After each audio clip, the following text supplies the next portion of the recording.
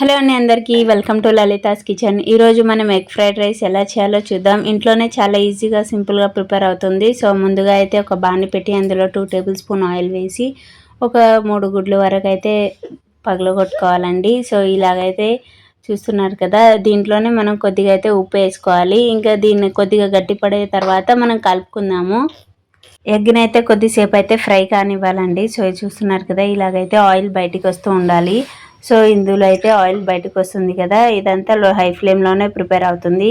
Fast food కదా, so చూస్తున్నారు కదా, ఇందులోనే కొద్దిగా పచ్చిమిర్చి, అలాగే కొద్దిగా బీనీస్, జింజర్, గార్లిక్, సన్నగా తరిగిన ఆనియన్స్ అండ్ క్యాప్సికమ్, అలాగే క్యారెట్ కూడా వేసుకోవాలి. సో మన దగ్గర అవైలబుల్ ఉన్న వెజ్జీస్ కూడా వేసుకోవచ్చు, లేదంటే ఆప్షనల్ కూడా.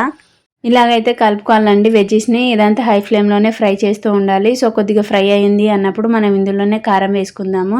దీని బదులు మనము గ్రీన్ చిల్లీ పేస్ట్ లేదా షెజ్వాన్ సాస్ కూడా వేసుకోవచ్చు, బట్ నేనైతే కారం యూస్ చేస్తున్నాను. ఇక దాన్ని కలుపుకొని అందులో అయితే రైస్ వేసుకోవాలి. మిగిలిన రైస్ లేదా అప్పటికప్పుడే వండుకున్న రైస్ కూడా వేసుకోవచ్చు. ఇక ఇందులోనే white pepper powder 1 tablespoon, soya sauce, అలాగే green chilli sauce and tomato sauce కూడా వేసుకుంటున్నాను. సో ఇక వేసుకొని ఇదంతా కలుపుకోవాలండి. సో ఇదంతా హై ఫ్లేమ్లోనే కలుపుతూ ఉండాలి. ఇలాగైతే కలుపుకోవాలి. సో మనం వేసుకున్న సాసెస్ కూడా ఉన్నాయి కదా, వాటి పచ్చి స్మెల్ కూడా పోవాలి. అండ్ సాసెస్ వేసుకునేటప్పుడు క్వాంటిటీ వైజ్గానే వేసుకోవాలి. సో ఇన్ కేస్ ఎక్కువ అయితే కూడా టేస్ట్ పోతుంది.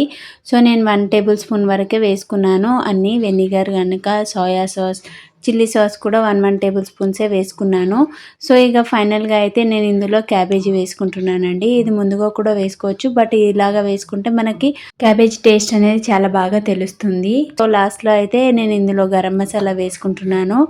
ఇంకా దీన్ని అయితే కలుపుకుందామండి. ఇంతేనండి, చాలా ఈజీగా అయితే ప్రిపేర్ అవుతుంది. అండ్ ఫైనల్గా అయితే ఆనియన్ రింగ్స్ వేసుకొని ఇంకా గార్నిష్ చేసుకోవడమేనండి. ఇంతేనండి, చాలా ఈజీగా అయితే ప్రిపేర్ అవుతుంది. అండ్ మీరు ఒకసారి ట్రై చేయండి. మీకు ఎలా కుదిరింది అనేది అయితే కమెంట్ చేయండి. నాకైతే చాలా టేస్టీగా కుదిరిందండి. అండ్ సబ్స్క్రైబ్ చేయడం మర్చిపోకండి. Thank you for watching.